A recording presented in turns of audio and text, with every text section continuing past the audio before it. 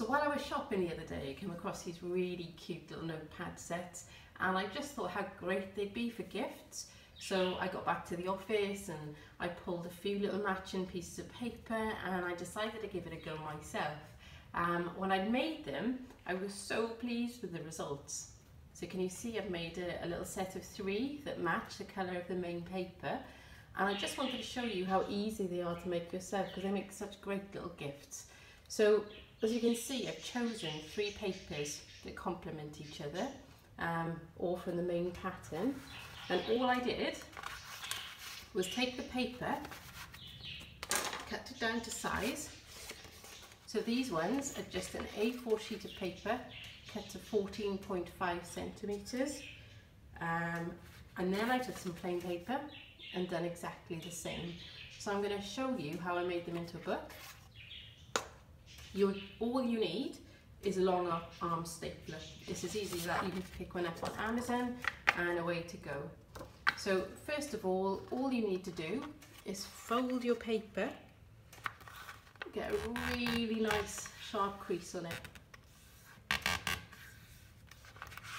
Then your cover, do the same again, line up the edges and a really nice sharp crease.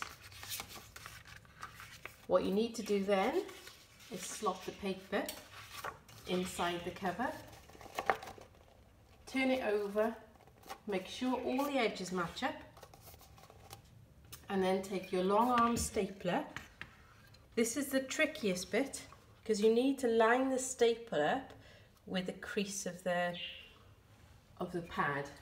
So if you can see there, the crease is there and the stapler should staple around there. So if you put one in each end, and there you have a lovely little notepad. On mine, I just trimmed down the edges as well, but actually they look fine just as they are. I'm just a little bit of a perfectionist. Once you've done that, what's really lovely once you've made all your 3 is to just tie it. I've used a little bit of jute string, and just like you drop a parcel, so just round the back round to the front,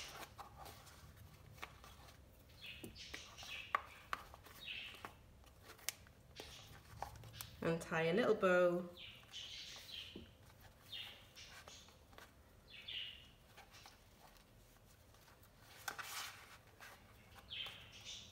And there you've got a really pretty little present for somebody that literally cost you pennies.